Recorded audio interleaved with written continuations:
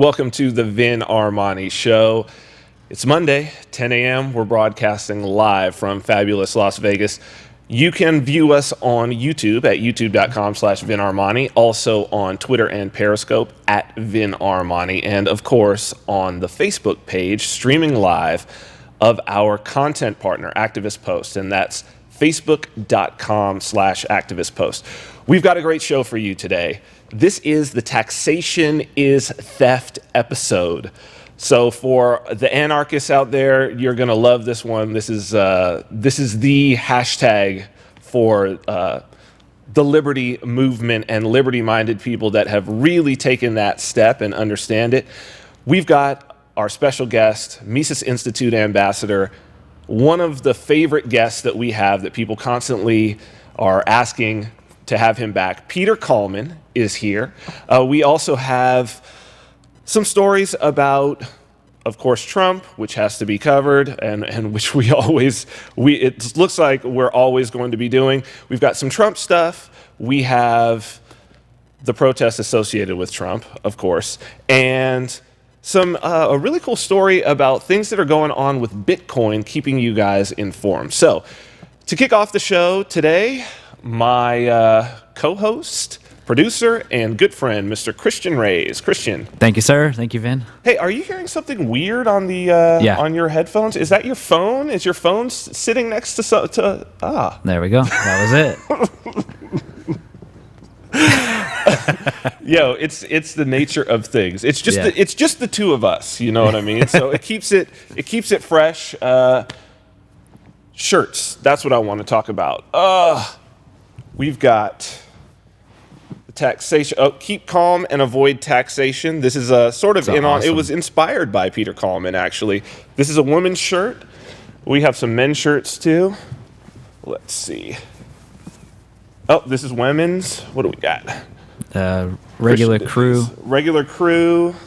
Keep calm and avoid taxation. If you want one of these shirts, go to vinarmani.com.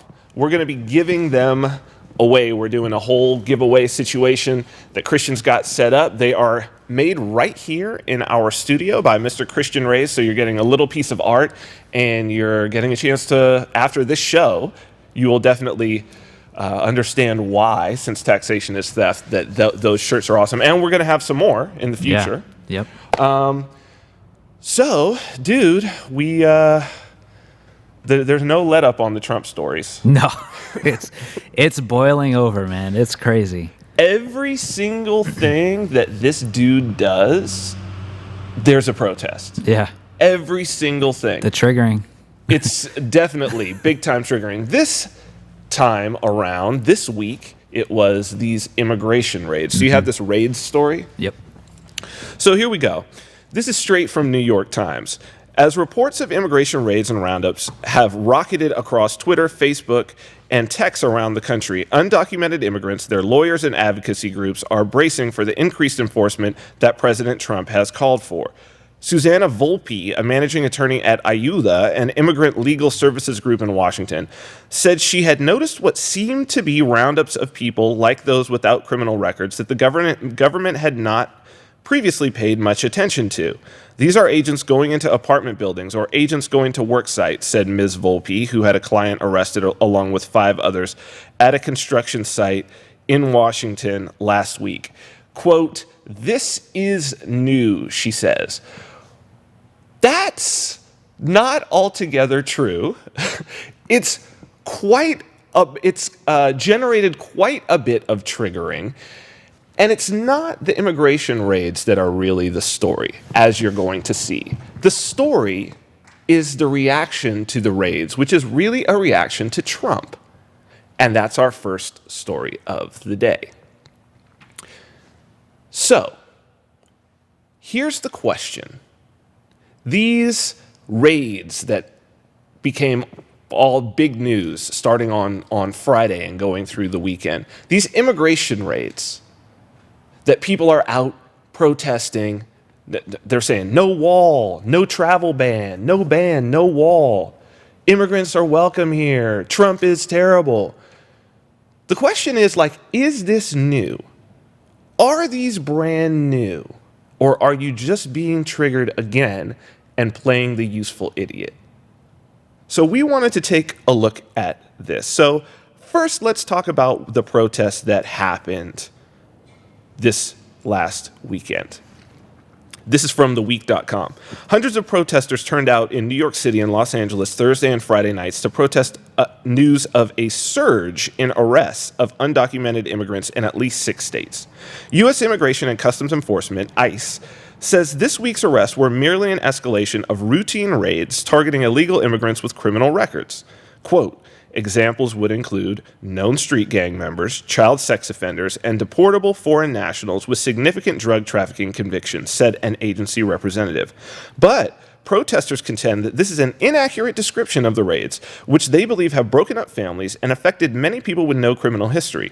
Quote, oftentimes folks' liberties and their rights are violated during ICE raids, said Los Angeles protester Jessica Valenzuela. Where they're picked up without having adequate access to counsel, and that's one of the biggest concerns. So, protests popping off in New York and Los Angeles. Now, being from LA, I have been in and being involved in the protest movement. Immigrants' rights protests, immigrants' rights marches are nothing new. But the makeup of those marches has traditionally been pretty heavily immigrant or ethnic groups that have a large immigrant population in the country. Now we're getting the same people who were out at the Women's March, who were out protesting the travel ban. Anti-Trump, New York, LA. We're getting weird amalgamations of groups like this call to go and march in New York, this New York protest. Brothers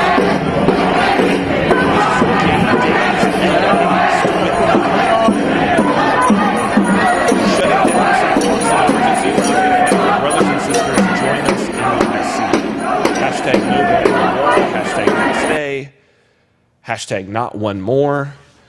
So this is Gay Days LA.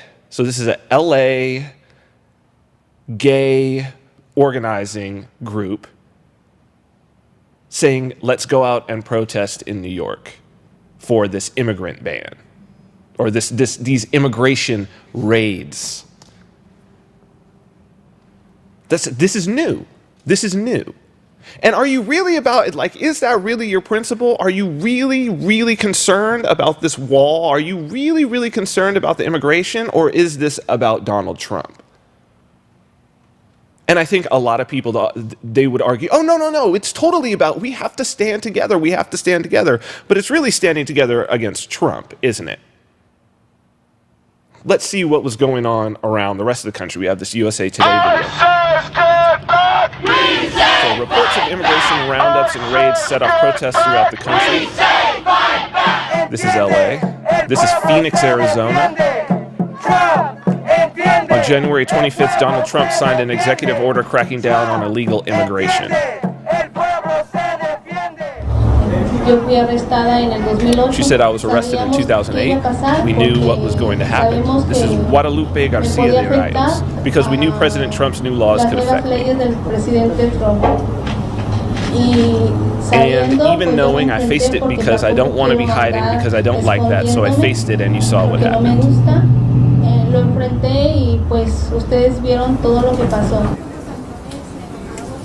The priorities for deportation have been changed. People like Guadalupe are now a priority to be deported, and I believe that's what we saw yesterday. Getting back to the U.S. legally, there's really no route for her. There's no avenue for her. There's no application she can submit. There's no waiver she can submit. She missed DACA, the president's work permit program, by 4 months because she was 4 months too old, even though she came to the country when she was 14. But this is a prime example of our failed immigration system. However, it is unclear whether these recent deportations are a direct result of the president's executive order. That was a very interesting They're not rounding anyone up. The people that This is John Kelly, the Homeland Security Secretary.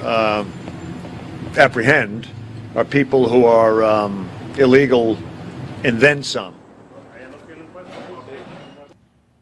So here we see this mother, Guadalupe Rayos. She's 35 years old. She came to the U.S. when she was 14, so she's been here for 20 years. She's married to an American citizen. She has 2 children.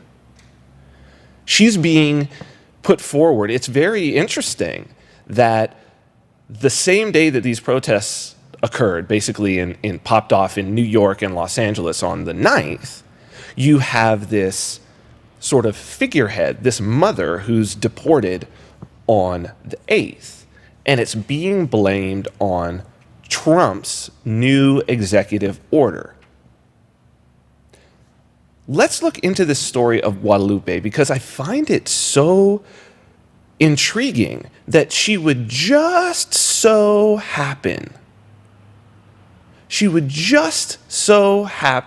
to be detained when there are news cameras around. This one individual person, it's such an interesting story. And there's some historical context that once you understand that, you start to see what's occurring. So can we see this Guadalupe 1? We're going to see a little bit of her story. So in a written statement, this is from USA Today. ICE officials confirmed that Garcia de Rayos had been detained based on a prior removal order issued by the Department of Justice's Executive Office for Immigration Review. The order became final in May 2013.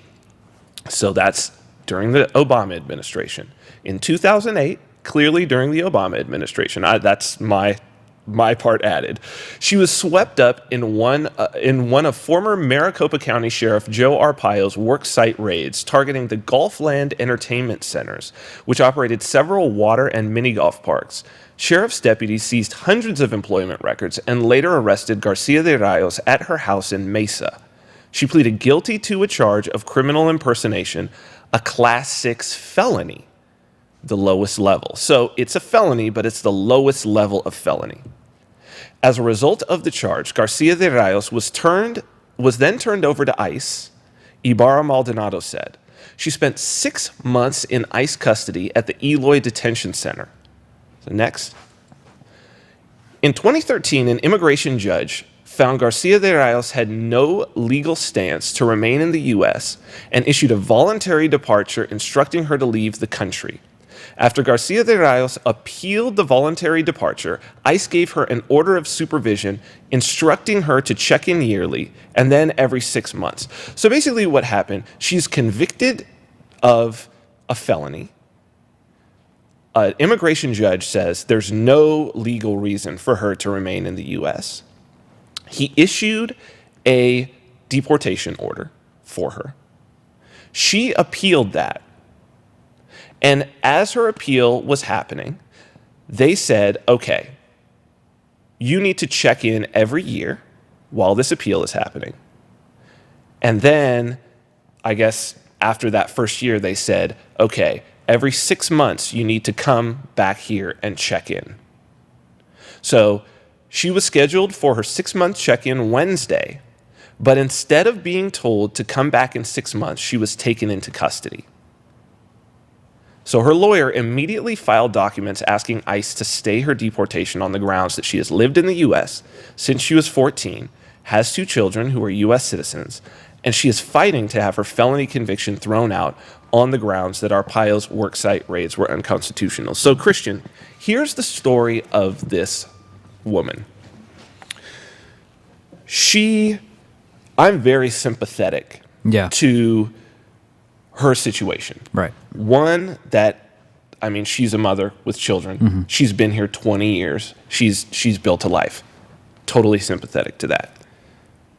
I'm sympathetic to the fact that Sheriff Joe Arpaio was a real son of a bitch. Mm-hmm. And those raids, I do believe in many cases were violations of Fourth Amendment violations. Mm-hmm. Okay. Totally sympathetic to all of that. And if it is that her case gets thrown out because it was a violation of Fourth Amendment, we're still kind of left with a difficult situation. And here's the reason why. Here's something that a lot of people are not thinking about. She is actually a pretty good example in this case of what Trump, and I think that's why she's being used as sort of a figurehead. Right. She's kind of a Rosa Parks in a way. Yeah. A lot of people don't know that the Rosa Parks story is very much mythology. Because it's not like she was just got off work and she was tired and didn't want to move to the back of the bus. She was a civil rights organizer. She was involved in the civil rights movement. And it was a decision that was made that she was going to be the one to not move so that they could challenge the law. Interesting. That's the truth. Now, of course, there was PR and a mythology put around it because you want to move people. Right. And I feel like she is the Rosa Parks of this situation. There was a decision made, okay, Trump's done this order. We need to look around. We need to find somebody who represents. Now it's all time. Who represents a criminal alien, but that is super sympathetic. Yeah. A young mother. And, okay, we're going to get all the press there, especially Spanish language press. Her daughter spoke, and her daughter's born here, obviously. Right. Perfect English. American kid. You know what I mean? Yeah. So it's really interesting because these are where the raids went, and they got 160 people over, I guess, 5 days. 150 of them had criminal records. Wow. Okay? And this has been going on, and we're going to show that. She's got a felony conviction. The difficult part about this is, if you're here on a visa and you're a legal immigrant, let's say you're here on a student visa, you're here on an H-1B visa, you're here on a tourist visa. If you get convicted of a felony, your visa's gonna be revoked. You're gonna have to go home. Right. If you are a legal immigrant. So to say that, yes, a legal immigrant who followed all the laws to come in, who commits a felony and is then issued a deportation order, who following everything, not breaking the law, not running from anybody, is going to leave. It's a very difficult situation to say, but exceptions should be made for those people who did not go through the channels. Yeah. Right? I'm not a supporter of the state. I believe that ultimately we should have, no borders, no immigration situation because there's no state. We have our own private property and we can decide who comes on and off our property. But if the people who are out protesting against these raids are not anarchists, then we have a problem. We have a problem. Because are you saying that the whole idea that someone who came in legally that's on a tourist visa, that if they, for instance, turn out to be a rapist, that the government should not have the right to deport them? That their student visa should still be cool? Yeah, that doesn't make sense. But if they're an illegal immigrant, then they can stay. Yeah. It's a very weird double standard, and it's something that people they're not even thinking about. So it's like, where is your principle here? Is your principle that really this should just be taken off the books? Yeah. And if it should be taken off the books, if a felony conviction is not enough to revoke a visa or not allow somebody back into the country legally, then there should be no visas whatsoever. Because what is that's the highest level, you know what I'm saying? Right. Yeah. Like at what level? So then you're really arguing there should be no such thing as visas. There should be no such thing, that it should just be open borders. That's really what you're arguing. But if you're arguing open borders, then you have to be arguing for a stateless society. Because you can't, that's a nation. Like you can't have it both ways. If you're for open borders, you have to be against there even being a government that exists. But that argument's not being had, and people don't understand it. Yeah. So let's check out what this executive order actually said. Since they're saying that Trump is ratcheting up this whole situation, let's take a look at the executive order that he wrote. Because one thing before we start into this, something that has stuck out to me is on almost every single one of these executive orders that Trump has done, as we've actually read them, as we've actually looked at them, he's not adding any laws at all. It's the same. It's the same thing that's in law. He's just saying you're going to enforce the law. Or in the case of Obamacare, you're not going to enforce the law. Yep. Or you're going to do everything you can to give a waiver, to give this or that. So what we have with these executive orders, and people get upset when it doesn't go their way. Obama did it in the opposite direction, where Obama, in the case of this immigration, people say, oh, he was much more lenient. We're going to see whether he was more lenient or not. But in this case, Trump is, it's words. Yeah, it's just words on a paper. And I seen a post recently with Bill Clinton talking about the immigration laws and stuff. It was the same shit. Same shit. Yeah. So let's see what this executive order actually said. So this is the first section. Section 1, purpose. Interior enforcement of our nation's immigration laws is critically important to the national security and public safety of the United States. Many aliens who illegally enter the United States and those who stay or otherwise violate the terms of their visas present a significant threat to national security and public safety. This is particularly so for aliens who engage in criminal conduct inside the United States. So you see, he's not just talking about illegal immigrants in this case. He's talking about people who violate the terms of their visas. One of those terms is you will not commit crime. So it says sanctuary jurisdictions across the United States willfully violate federal law in an attempt to shield aliens from removal from the United States. These jurisdictions have caused immeasurable harm to the American people and to the very fabric of our republic. Tens of thousands of removable aliens have been released into communities across the country solely because their home countries refuse to accept their repatriation. Many of these aliens are criminals who have served time in our federal, state, and local jails. The presence of such individuals in the United States and the practices of foreign nations that refuse the repatriation of their nationals are contrary to the national interest. So what he's saying in this case, it's very, very interesting, the situation that we have. There are sanctuary cities and sanctuary jurisdictions, counties, states, whatever, where as the law is written, as the federal law is written, if someone is an undocumented immigrant or if they are an immigrant on a visa and they commit a felony, they get convicted, they get put in jail or put in prison. Upon their release date, they are supposed to be released into the custody of Immigration and Customs Enforcement. However, sanctuary cities or sanctuary jurisdictions like counties and states don't do that. So for instance, if it's a sanctuary state or a sanctuary county, you could have someone who is convicted of, say, armed robbery. They're an illegal immigrant. They serve their time. The law says that they're supposed to be released into the custody of Immigration and Customs Enforcement, and they're supposed to be deported. You've got two situations happening. One, you have sanctuary cities or sanctuary jurisdictions where they get released and they're not released into the custody of customs and immigration. They're just released out onto the streets.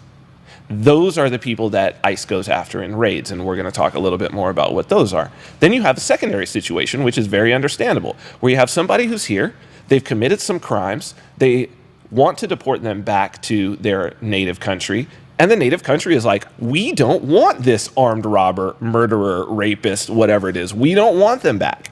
So this executive order is trying to deal with both of those. So next. So this is a policy. So this is what it says that the current policy is. Policy of the executive branch to ensure the faithful execution of immigration laws in the United States. B, make use of all available systems and resources to ensure the efficient and faithful execution of the immigration laws. C, ensure that jurisdictions that fail to comply with applicable federal law do not receive federal funds except as mandated by law. So that's to say, we're going to take away your federal funds if you don't follow federal law, which is what sanctuary jurisdictions are not doing. D, ensure that aliens ordered removed from the United States are promptly removed. And E, support victims and the families of victims of crimes committed by removable aliens. So certainly Guadalupe, the mother who's kind of the Rosa Parks that we discussed and who you saw a little bit about, she certainly falls within this. She committed a crime. She was convicted of that crime. She was given an order, a deportation order. There you go. So here's what they're enacting, the next thing. So these are the enforcement policies. So he says, enforcement policies. In executing faithfully the immigration laws of the United States, the Secretary of Homeland Security shall prioritize for removal those aliens described right here, as well as removable aliens who, A, have been convicted of any criminal offense, B, have been charged with any criminal offense where such charge has not been resolved, C, have committed acts that constitute a chargeable criminal offense, D, have engaged in fraud or willful misrepresentation in connection with any official matter or application before a government agency, E, have abused any program related to the receipt of public benefits, F, are subject to a final order of removal, but who have not complied with their legal obligation to depart the United States, or G, in the judgment of an immigration officer, otherwise pose a risk to public safety or national security. Now, G is the one that is a little bit questionable. However, every single one of these individuals, there's no new law. So all of these individuals are deportable under federal law. There's no new law being put into place. And the question is, are these raids, the raids that are being protested against, are these raids new? Is this something new? Or is this something that's been going on? But let's look during the Obama administration. So during this time, during this week, there were 160 raids. 150 of those people were criminal aliens that were detained and that are going to be deported. They all had criminal records. Turns out this is something that's been going on. Let's look under the Obama administration. This is ICE, the ICE slides. So this is 2011 through 2016. ICE doing interior removal of, this is interior removal and what they call border removals. Border removals are people turned away at the border or caught at the border and turned back as they're coming over the border illegally. So the interior removals of convicted criminals as a percentage of total ICE interior removals. So you're seeing 2016, like 92% of these raids that they did, it was criminals, people with criminal records, and particularly felonies, that they were specifically going after and removing. We have this next slide here. So these are their total removals. So ICE removed a total of 240,000 aliens. This is straight from immigration's website. In fiscal year 2016, a 2% increase over fiscal year 2015, but a 24% decrease from 2014. The following sections of this report identify a number of factors that have contributed to the decrease in removals from previous years. So if you look, hundreds of thousands of removals. These are both at the border and interior. In 2012, 410,000 deportations by the Obama administration. That's over 1,000 a week. So compare that to, these 150 in the raids over 5 days. It's pretty much, we're talking about, this is par for the course. This is nothing new. Do we have this next thing? So these stats are interesting. So this is for 2016. ICE conducted 240,000 removals. They conducted 65,332 removals of individuals apprehended by ICE officers. So these are interior removals. These are people who were living in the country who ICE officers actually went and got. In 2016, under Obama, 60,000, 92% of all interior removals were previously convicted of a crime. So I want you to really look at that number. 60,000. That's over 1,000 of these apprehensions per week in the last year of the Obama administration, and that was the lowest year. They're protesting Trump for a week of 150 people being reported as in raids. Whereas under the Obama administration, it was 1,000 a week. But the media is making it seem like this is something new and some new that people should be afraid of some new enforcement action. Go back to the slideshow there, Christian, if you would.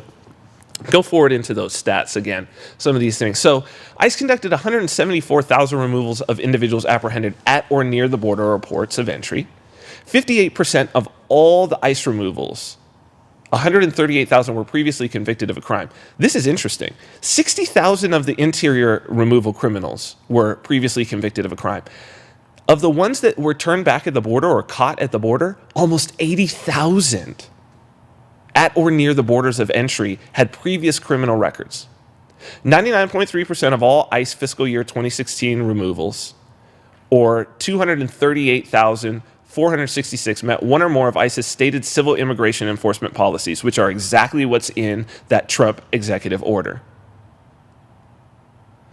So the leading countries of origin for removal were Mexican, Guatemala, Honduras, and El Salvador. 2,000 aliens removed by ICE were classified as suspected or confirmed gang members.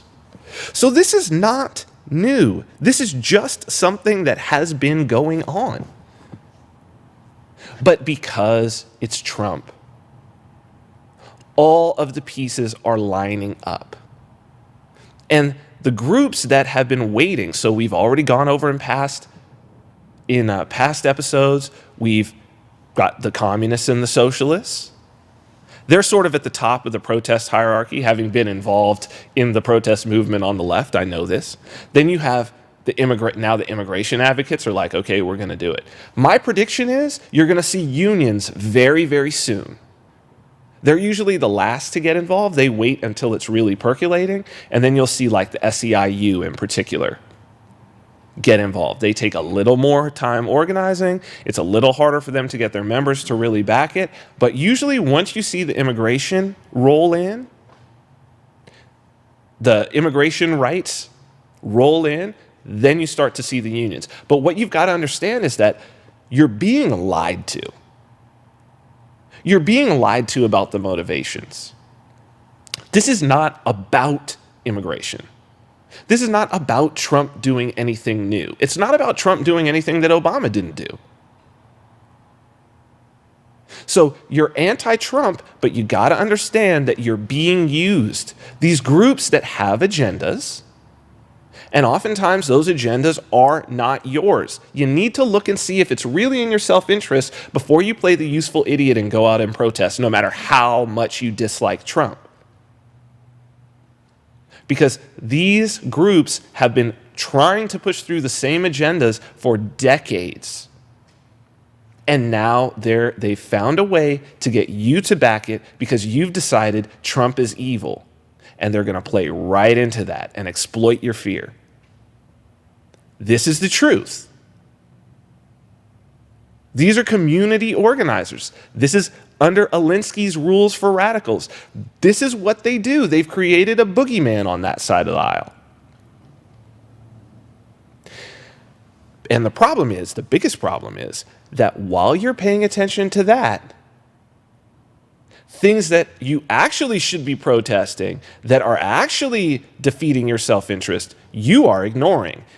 That's news story number 2. See, because while you're fighting and while you're complaining about how Trump is mistreating a mother who happens to be in the country illegally and preventing her from being in the country, we've got a real situation that actually affects you. Got this story here, this passport story from Activist Post. From Activist Post, the new travel ban you didn't hear about is against U.S. citizens. As emotions intensify over Trump's recent immigration ban, the State Department and IRS have quietly used it as a smokescreen to roll out a new policy that targets U.S. citizens for unpaid taxes. The passports of these individuals can now be revoked and their citizenship status undermined at the behest of one of the government's most corrupt agencies. By granting the Internal Revenue Service control over passports, due process has been significantly undermined. The shield of protection that U.S. citizenship used to represent has transformed into an inescapable brand of ownership. The desperate financial condition of the federal government will only worsen in the future, forcing it to further consume its own people's wealth in order to survive. The new program is set to be implemented over the next few months, and currently only those with, quote, seriously delinquent tax debt are in the crosshairs. An individual must have $50,000 worth of tax debt to be subject to revocation, but that number can easily be adjusted downward in the future. Once identified by the IRS, a certification is sent to the State Department to begin the process. Why don't you pop straight over to this Forbes article here? This is from Forbes, a little deeper. Headline, yes, IRS can take your passport. If you owe the IRS, should the tax agency be able to revoke or cancel your passport? Whether IRS power over passports is a good idea can be debated, but last year-end, Congress enacted H.R. 22, quietly adding a new section, 7345, to the tax code. Its title is unambiguous. Quote, revocation or denial of passport in case of certain tax delinquencies. The law has nothing to do with offshore accounts. It isn't limited to criminal tax cases or even to situations in which the IRS thinks you're trying to flee your tax debt and leave the IRS or State Department holding the bag. In fact, the idea of this law is to use your desire or need to travel as a way to enforce tax collections. If you owe the IRS and want to travel, you should pay up, or you just might not be able to travel at all. The idea was considered a bad one in 2012 when first proposed, but when it surfaced again in late 2015, Congress and the president were all for it. Of course, the devil is in the details, and 9 months after the IRS passport law was passed by Congress and signed by the president, many details remain unclear. So, Christian, here we have a situation where it's over here, dude. Here we have a situation where, let's say you're an American living abroad, right? You still have to pay the IRS on taxes.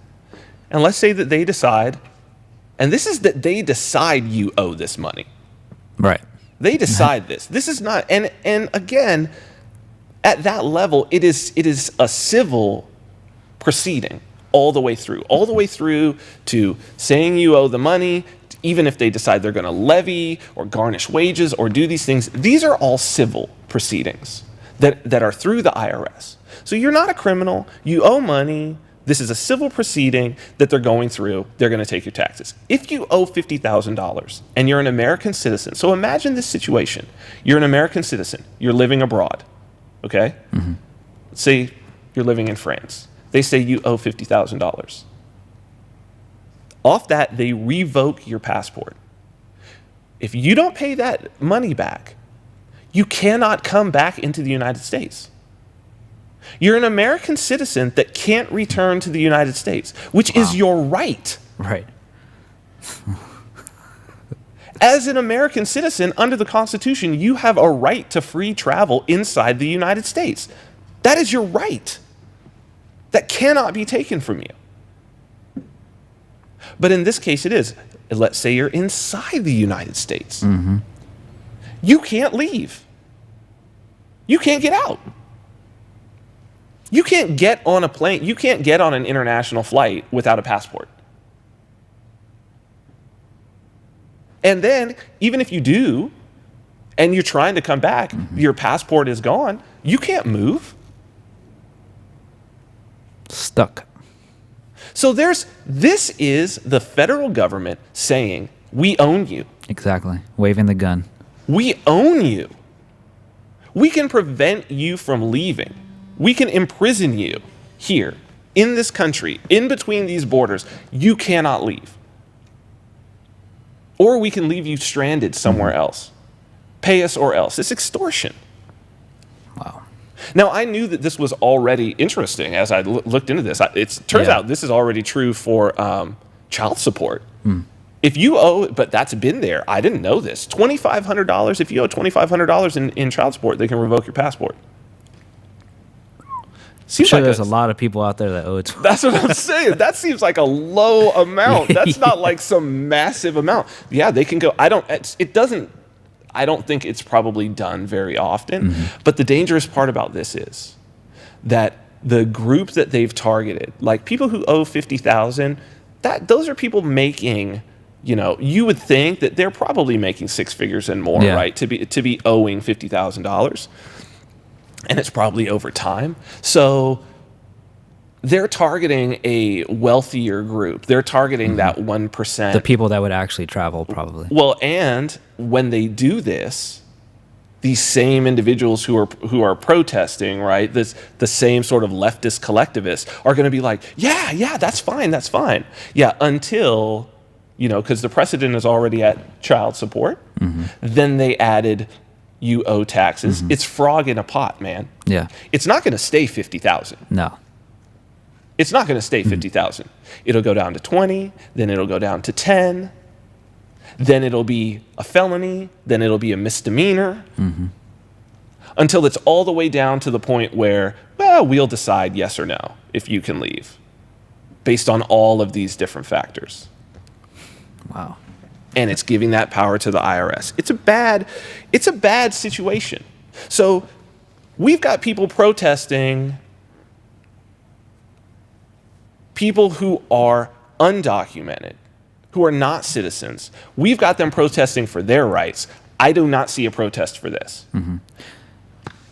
And it seems like it even went down a little bit. What do you mean? Like when we were comparing the stats, you said 1,000 people a week, and now Yep. it's been 160. Well, I mean, I'm sure that there were more, but that's if it was just 160, it's like, wait a minute, this is actually less. Yeah, it's way less. Because it's propaganda. Right. Because it's like, okay, we see the opportunity. There's a lot of useful idiots out there. Right? When you've got Gay Days LA, you know what I mean? Yeah. Protesting, telling people to go to New York to a protest, it's because of Trump. Which again, it's one of those weird things where it's like, I do keep hearing this propaganda about Trump is, he's dangerous for the LGBTQ community. And I'm like, really? Like, have I heard Trump say anything negative about the gay community, like, ever? Yep. And he's wealthy from New York. So he's in New York social circles, which is art, fashion, theater. I'd say some huge percentage of his good friends have to be gay. Have to be. Yeah. Broadway? New York art scene? Come on, man. Like, Probably just the New people- York upper class social scene? Yeah. Probably people that are really close to him, too. Well, Peter Thiel is a prime example. Advisors. So I'm like, that's really weird. Like, it's so weird. Like, Trump is against gay people. Like, okay, if he was against, then okay. But like, is he? Like, I've never heard anything. Yeah, the useful idiot thing is really interesting, and I think it's happening, it's the triggering. It really is. It's the thing that everybody's looking for. They're waiting for that second boom, and then they want to go after Trump for any little thing. And these people know, okay, these are useful idiots. They're going to do it. But the thing is that there are real things happening. So this passport is one of them. Our next story is one that affects New York and LA in a big way, and is about the right of the privacy of your home, which is another thing, starting with the Fourth Amendment, that says the right of a person to be secure in his home and his papers. So that's our third news story here. This is about what's going on around the country with Airbnb.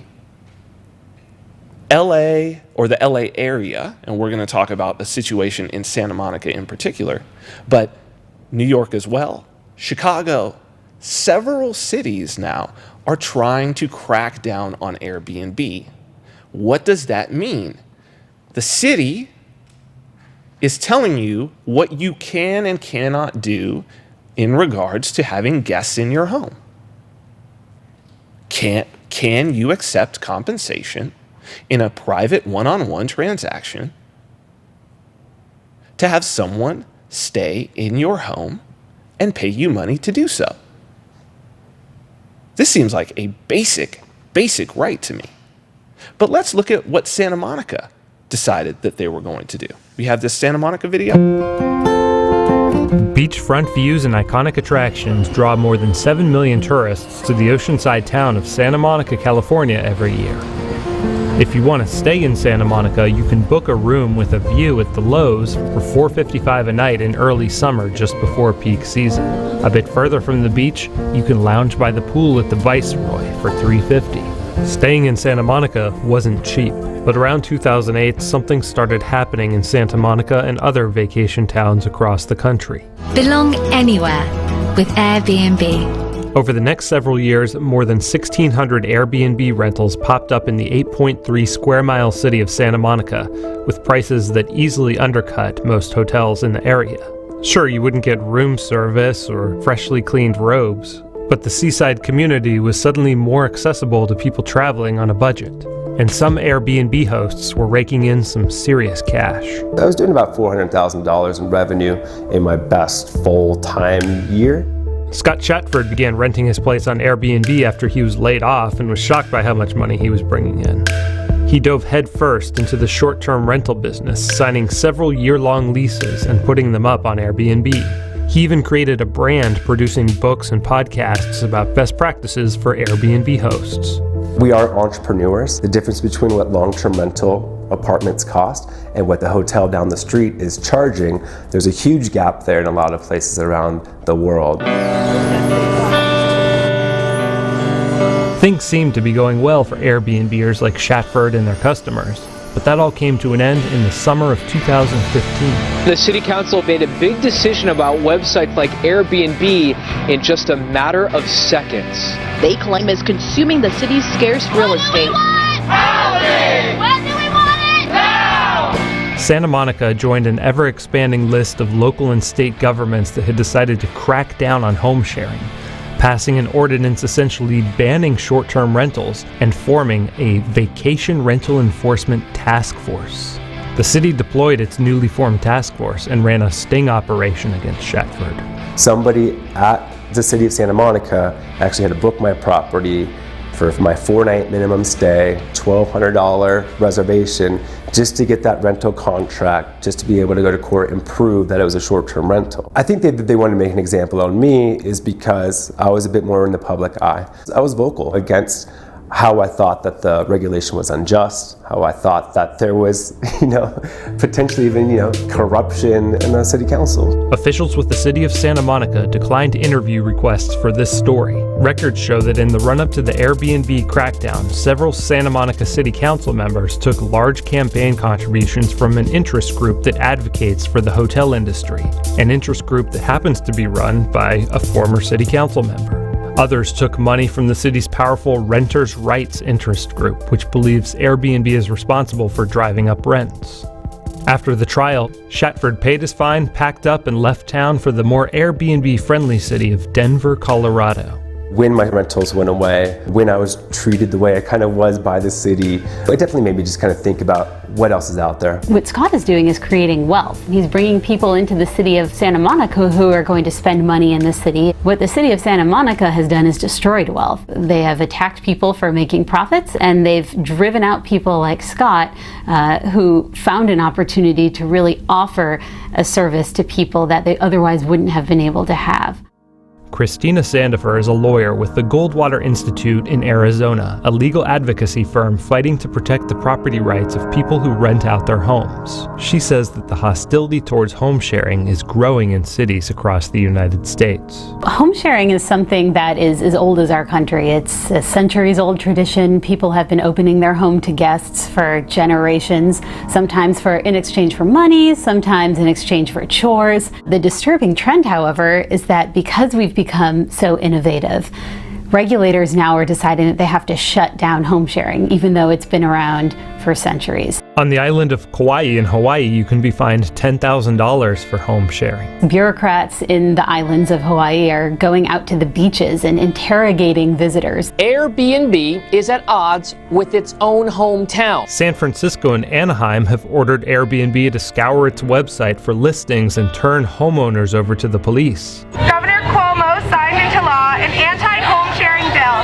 that could allow everyday New Yorkers to be fined $7,500 $100. The entire state of New York has not only outlawed home sharing, but made even advertising your home on Airbnb or similar services a crime. Probably the worst regulation that I have seen is in Chicago. A fiery hearing at City Hall today over the new popular shared housing industry. Chicago technically allows home sharing, but only under the condition that you be willing to share any information about any guest who books your home at any time for any reason without a warrant. So whenever a Chicago official decides that he wants to come over my home, whether it be in the middle of the night or on a weekend, he can come in. He doesn't have to have a search warrant. He doesn't have to tell me what he's looking for, and he can do this every day of the week if he wants to. That is the most blatant privacy violation that I have ever heard of. Back in Santa Monica, business is still booming for the big hotels, but by the city's own admission, the new regulations have outlawed more than 80% of Airbnb rentals. Just a couple miles south, though, budget travelers can still book an Airbnb in the beach town of Venice, at least for now. Live in Venice, where some residents say their communities are being destroyed. The American Hotel and Lodging Association commissioned the study and released the findings at a press conference today. You know, it's very interesting what the lawyer in that piece said, because it's something that those of us who are free market people say constantly, is that these sorts of Airbnb certainly is a prime example of how wealth is created. If you want to see how wealth is created, that's it. We talked with MC Laubscher about the idea of wealth. And it is something that is created. We talked about that last week. So here you had a situation where there was certainly a demand. Clearly there was a demand for less expensive hotel rooms in Santa Monica. I'm from Southern California. I lived and worked in that exact area. I used to play volleyball, beach volleyball on the beaches of Santa Monica literally every day. Santa Monica is crazy expensive, and the hotels are incredibly expensive. And this is a prime example of how you cannot regulate and tax your way to prosperity. Because, as she said, by eliminating that Airbnb, they eliminated wealth. And yes, they took money from the hotel lobbies, but why did the hotels have to lobby that hard? Why did the hotels have to charge so much for their rooms? Yet again, trying to regulate your way to prosperity. And interestingly, this is something that came from and has a tie-in to those exact same groups in LA who are the immigration rights organizers, because I remember about a decade ago fighting hard for a unionization of the hotel, Santa Monica hotel workers, many of whom are immigrants, in order to get a living wage, what they called it. So Santa Monica enacted a minimum wage. Do we have this Santa Monica minimum wage? If you look here, Santa Monica has a minimum wage, 2017, that for non-hotel employees, like if you're just a business, you have 25 or fewer workers. That's a lot of businesses, right? You're a store, you're a restaurant, you've got fewer than 25 workers. Minimum wage, $10.50 an hour. However, if it's a hotel worker, $15.37. Almost a whole 50% more. That's for somebody that's for a maid, a hotel room maid, a janitor, a valet. You know, this is trying to regulate your way to prosperity from the collectivist side, but what you end up doing is you end up creating a situation where these hotels have to charge a lot more. Their property value is already very high. So what they're paying in property taxes is high. Now you make them have to pay a ton for their employees. So obviously the hotel room rates are super high, which leaves that space in between, which the guy talked about, where here Airbnb comes in and is able to undercut it a little bit. You have the economic engine working correctly, but because of the previous regulation that you did, boom, now you have to side with the hotels. the state has to side with the hotels. And the funniest part about this is that this is the sort of capitalism, this is the sort of state capitalism, crony capitalism, whatever you want to call it. This is what socialists complain about when they talk about capitalism. But they're the ones who created it by trying to regulate their way to prosperity. If there was no minimum wage, the hotels would be able to actually outcompete Airbnb. If there were no regulations, if they were not paying property taxes, because this guy was leasing multiple places and putting them on Airbnb. He unregulated, he didn't have a business license, he didn't have to pay any business fees. He wasn't paying property taxes. Well, I guess he was as part of his lease. But he didn't have to pay all of these additional things. The hotels do. So the hotels can't compete. And because they can't compete, they have to lobby. So this is why taxation is theft, really from out of the market, in the way that it steals innovation. To kick Airbnb out, to kick an Uber out. And people who stay in Airbnb, we're staying in an Airbnb down in Acapulco. It's a great option.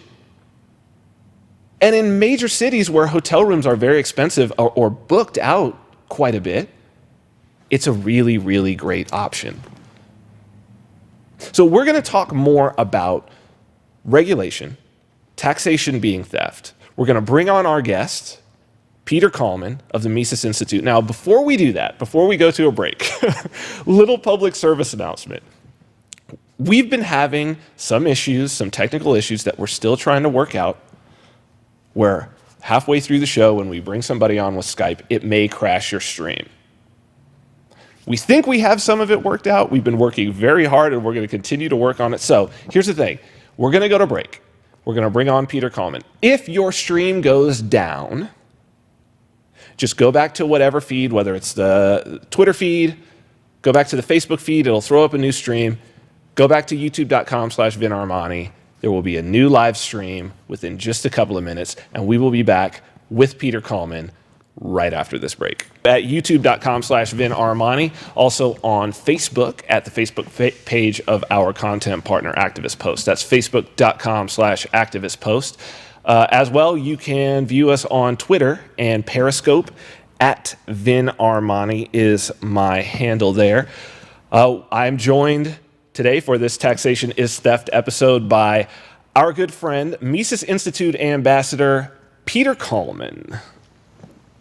Peter. Oh, hey, a beardless Peter Kallman. Yeah, yep. Here, this will help. It's still me. It's still me. It's great. Yeah, now we've got the long hair. Good. Excellent, dude. Peter Kallman is a Mises Institute ambassador. The Mises Institute, founded in 1982, teaches the scholarship of Austrian economics, freedom, and peace. The liberal intellectual tradition of Ludwig von Mises and Murray and Rothbard guides them. Accordingly, they seek a profound and radical shift in the intellectual climate, away from statism and toward a private property order. They encourage critical, historical research and stand against political correctness. The Institute serves students, academics, business leaders, and anyone seeking better understanding of the Austrian School of Economics and libertarian political theory. Peter Kallman, welcome to the Vin Armani Show yet again. Thanks for having me again, man. Third time's a charm. Third time is the charm, and this is an important episode. So taxation is theft. Among anarchists, certainly on the more voluntary anarcho-capitalist side, it is the buzzword. It is the mantra. Signal. I think it's the most important concept. When you finally get taxation is theft, I think that's when it all, for most people, I think, that's the moment when it all comes full circle and you realize that from a moral standpoint, you really can't support the idea of the state. So I wanted to bring you on, and I wanted to really dig into what does this mean, taxation is theft? Because I feel like when we have debates with people who support the state, that this is the place that it usually gets to, right? If we're going to talk about morality. And so I want to dig deeply into taxation is theft When you first came around to this concept, because I know that you started out thinking that there was a political solution to things. So how did you come to taxation as theft? Because I know that it's a strong one for you that you use. Oh, and by the way, dude, did you? I don't know if you saw these before we get going. I did see in the beginning. Yeah. So you got them printed. Yeah, they're there. Excellent. They're out there, and if people go to vinarmani.com, we're actually going to give some away. So. Excellent. You got a couple back order, right? You're going to send out the ones people ordered soon? There's, I believe that there was one person who was a friend of yours who there was some shipping issue, and Christian actually sent him off 2 shirts. So he's good to go. Yeah, those were sent just the other day. So how did you come to taxation is theft as a powerful mantra? Well, all right. Well, during the meme wars of 2015, it started to be apparent. Like people who weren't even anarchists would talk to me. Hey, well, taxation is theft, right? And it's a signal, you know. It's a way for us to, if you see someone with anything like that shirt you just showed up, or anything related to this topic, it's a way to know other people believe, in freedom and in individual self-ownership. But I think it was a series of quotes about the topic. Like even Nietzsche says everything the state says is a lie, everything that they have is stolen. I think Lysander Spooner has some really good quotes. Bastiat, obviously, legalized plunder is what he terms it. I don't know exactly what brought me to the real, there wasn't necessarily an aha moment. But when you could, like you said, it's a good place to start, because when you consider that everything the government does has to be done by first stealing money from someone to pay for it, that, like you said, can lead you down the line to realizing that everything the state does is immoral. Even if, a forced charity is not charity, any charity backed up by a gun is not actually altruistic, or, it's not actually helping people, because you're hurting someone in order to help someone. So you're not, it's a net loss, I think it's just sort of the realization that, you know what it was? It was a meme. I remember exactly, actually. It was a meme. It showed a bunch of people, African-American people in a field. Must have been early 1900s picture, maybe late 1800s, I don't know. Okay. But along the top of it says, if 100% of your labor owned by someone else is slavery, what's 40% of your labor owned by someone else? So it was actually a question that brought me to this realization, because if you think about that, slavery is when someone owns 100% of the output of your labor. So what's the difference between that and someone claiming 40% ownership of your income tax, that's just income tax. I'm sure we'll get into this, but like you brought up with the Airbnb thing, there's property tax, there's city taxes, there's sales taxes, there's unseen taxes that aren't even called taxes. Well, fees, business licensing, all of that. Right. Which is why I love that you led into this with the Airbnb thing, because we talked about Airbnb last episode. Well, you live in Santa Monica. Well, you live in the Santa Monica area, certainly. I live a half a mile south of the Santa Monica airport. Right. And I love how the video you showed is this, this crying, tearful, somber. And prices used to be $400 for a hotel, and these horrible people are renting things for only $150. Right. God forbid people keep some of their money and buy the cheapest option. Right. We need to force people to pay. And that actually got me to look up. I looked up city taxes in Santa Monica. Local taxes, hotel tax, 14%. Utility user tax, 10%. Parking facility tax, 10%. It's crazy. It's a no-brainer. Why wouldn't you use a service that helps you avoid all these extra fees when you're not getting anything? Like their thing was, you won't get a freshly laundered robe. Okay, well, I have a couple robes. If someone wants to Airbnb out my place, they can have my robes. They want to pay me 50% more, then by all means, wear my robe. So let's. I think you've given a good framework, a broad sort of view. Let's walk through this for people, because I think as people start to approach liberty, there's some very important concepts, I think, that are nested inside taxation as theft, and maybe that's why it's such a good starting point, because it's something that everybody deals with in terms of taxes, right? Death and taxes is the only things that are for sure.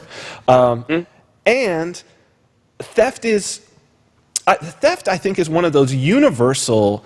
I remember the first time that it really came into my mind when I had something basically stolen, just almost like right off my back, and the feeling that you get when you're stolen from is, I think, there's a universal negative feeling when theft occurs. You know, I remember it's simple. I mean, I was like 12 years old. It was after school. I was sitting down talking to some of my friends.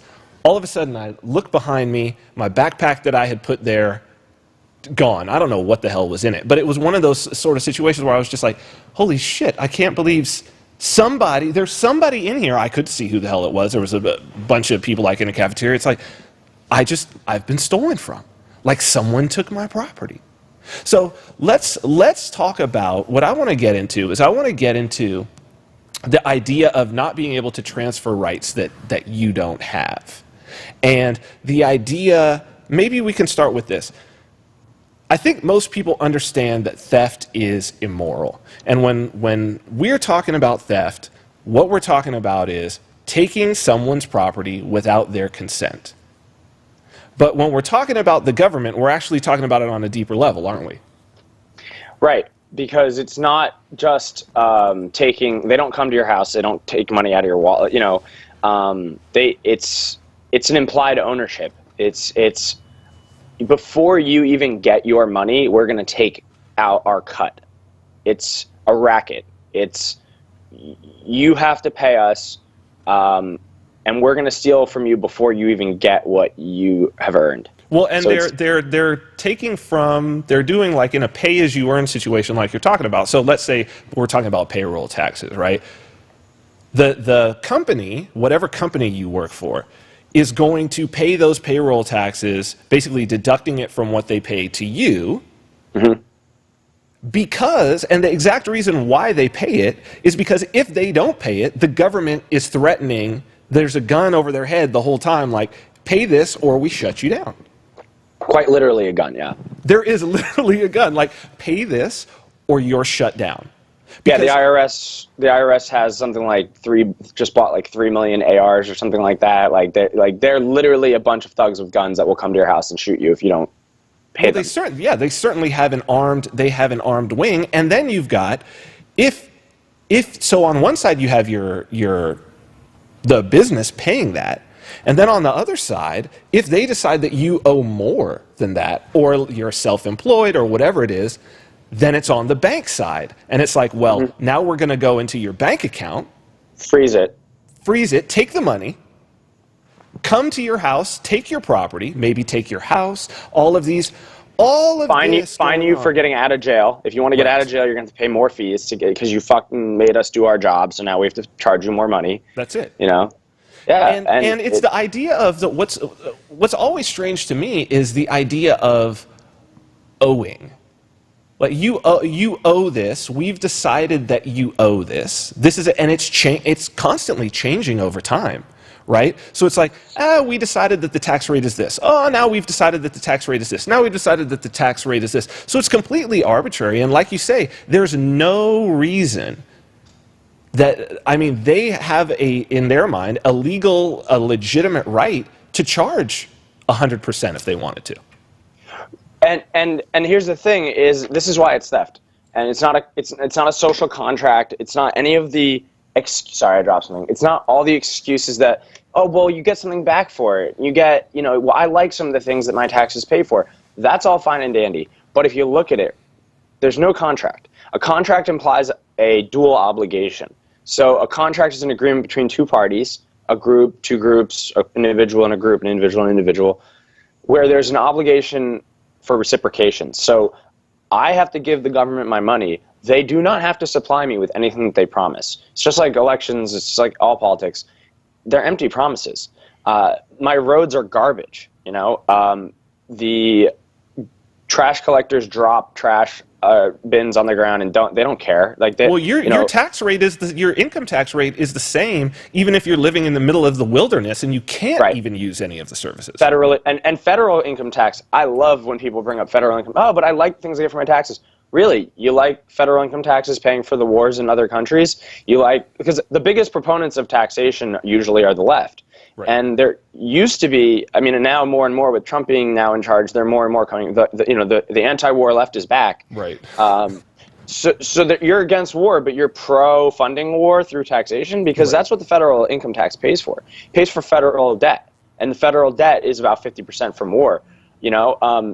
Roads, sidewalks, schools, hospitals, ambulances, police, fire, all these things people say, I like taxes, I like what I get for them. Those aren't paid for by federal income tax. Right. Those are paid for by property taxes in your local municipality, in your local city. They're paid by city sales taxes in some cases. But income tax, specifically income tax, is theft, because you're not getting anything back for it. You're paying for politicians' bureaucracies. You're paying for their salaries. You're paying for the 3 million federal employees who make a minimum of $50,000 a year plus their benefits. Well, the salaries which they're allowed to vote on their own salaries, by the way. Right. Right. You don't even get to choose how much to pay them out of your taxes. So that's why you have an eternal raising of taxes. That's why they're never going to have enough, because as soon as they get more money, they figure out new ways to spend it.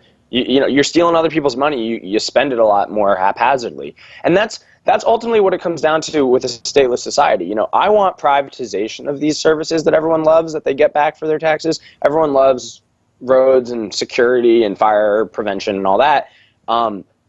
I want privatization because that will lead to competition.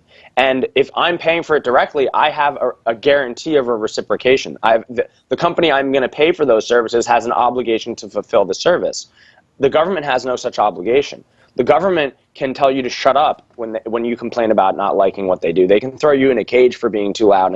And this has happened. Peter Schiff's father, Erwin Schiff, died in jail a few years back because he said, I don't want to pay you this extortion. You brought up Larkin Rose in your little spot for Anarcho-Poco. Mm-hmm. He was in jail for avoiding taxation for a long time. Before he blew up on Facebook and everything, the reason no one had ever heard of him is because he was in jail for a while. Mm-hmm. And the real hardcore anarchists are the really amazingly heroic ones are the ones who just say, no, I'm not going to pay you. But sure enough, they get thrown in jail. They get thrown into a cage because the government implies its ownership over you. They're saying, we own you, and if you don't pay us, we'll put you in a position where you're not going to earn anything.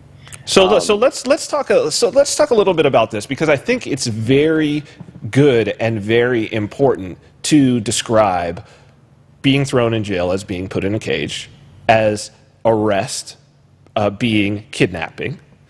Right. Because taxation is theft, taxation being theft, and war is mass murder. And the reason why is because if you stop thinking about government, which is this fictional collective entity, and you just think about an individual walking on the street, it would totally not be moral, ethical, or even logical for someone to walk up to you on the street and say, hey, you owe me some money for work that you have done. I wasn't there, I didn't do the work, but you were born in a particular place. I say that I'm the controller and ruler of that particular place, and you owe me. And obviously you're going to say, no, I don't owe you, so out comes the gun. So it's like, look, either you pay me, or I'm going to kidnap you and throw you in a cage. That's just straight up robbery. That's a mugging. Right. let's say there's a group of people who does this, right? Okay. And let's say I'm going to pull this one out because I can, I have the olive card. I'm Italian, so let's say they're Italian guys. Okay. They're a bunch of big Italian guys with slick back hair and oversized suits in New Jersey, and they're telling you have to pay us a cut of all the money that you earn. Protection racket. In exchange for that, we're going to protect you from other people who might steal from you. There you go. Now, we're going to steal from you, and that will protect you from people stealing from you. Right. So in that situation, you get a service back. You get the service of that group protecting you. in exchange for money. But not really, because they just don't want anybody else horning in on their little But at least the mafia will actually protect you if you get stolen from. If you get stolen from, the government's going to show up, write a report, and add it to their crime statistics as an excuse for why they need more police force in the future. Because they don't prevent crimes; they just react to crimes that have already been committed. At least the mafia is going to actually be like, "Hey, that's our guy. That's our 10%. You can't have a cut of that." Russian dudes or Jewish mafia. Right. Like the Italian mob will actually fulfill their protection clause of their but we see that as immoral still. Right. We do now, get that's immoral. Exactly. Now, what's the difference between that and someone putting on a government uniform and a shiny piece of metal on their chest that somehow takes away because from we their get to morality? vote. We get to vote, Peter. We get to vote on it. We get to vote on how many people do we get to vote on in our mayor? Well, but the question is, would it matter? Like, let's say that the mafia allowed everybody to vote for who was going to be Godfather. Right. Like, does it make the stealing immoral? Like, there's no point that it's moral. Exactly. So what about this argument then? So what about the argument that because you're saying this, that must mean that you want people to starve and you want people to die in the streets because don't you know that some of that tax money is going to paying for health care and paying for federal assistance to people who don't have enough money to eat. So what are you saying? You hate all those people? You want them to all die, Peter? What's going on? That's what everyone seems to think. I wish you're being sarcastic, and I really hope everyone picks up on that because it's amazing how many people really actually pop up into my comments or talk to me in person. Yeah, but do you just hate poor people? Right. But here's the thing: would these people be poor if the government wasn't? If you make $8 an hour, you're really making $5 an hour. The government's stealing three of your dollars every hour. These people have no way of getting a foot up because they're having their income stolen from them too. Ultimately, I believe and realize Vin, we're just talking about income tax. Right. If you look at all the levels of taxation, like that graphic I posted promoting your show this week, yes. My friend Eric Falliker brought it up. He's the photographer actually that took the picture that we used to promote your show. He brought up this graphic, and it's got literally 70 different forms of taxation on it.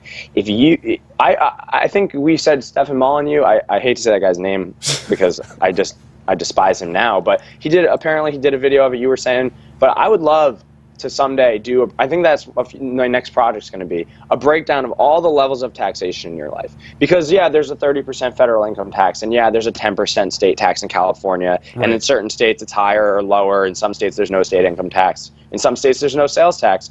But if you add up, California's a good example because there's so many taxes here. If you add up all the taxes, you'll realize 95 to 99% of costs on things right. That the cost of things, like how much you have to pay for things, is ultimately going to be due to taxation. I mean, and we can take a simple example.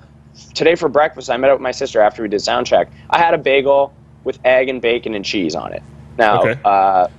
If you want, you can break down all the different levels of that. The eggs came from a farm. That farm has property tax on it. Right. The eggs came from chickens. Those chickens have, probably cost. Originally, at some point, someone had to pay taxes on those chickens when they bought them. The people collecting the eggs all have to pay income tax. The payroll right. tax comes out of their payroll. The person who owns the farm is paying on the payroll and income tax of those people. They're also paying the company that bought the eggs, the distributor that bought the eggs, is paying a sales tax on those eggs. The eggs are getting shipped in a van or a truck, and the gasoline that fuels that truck has been taxed. The truck itself was taxed, and the income of the person driving the truck was taxed. Right. That gets it to a distribution center, which gets it to a restaurant depot. All along the way, there's more people getting taxed. Right. And ultimately, there's a sales tax on the actual sandwich. When I buy it for $4.50, it's actually $4.90 after theft. Right.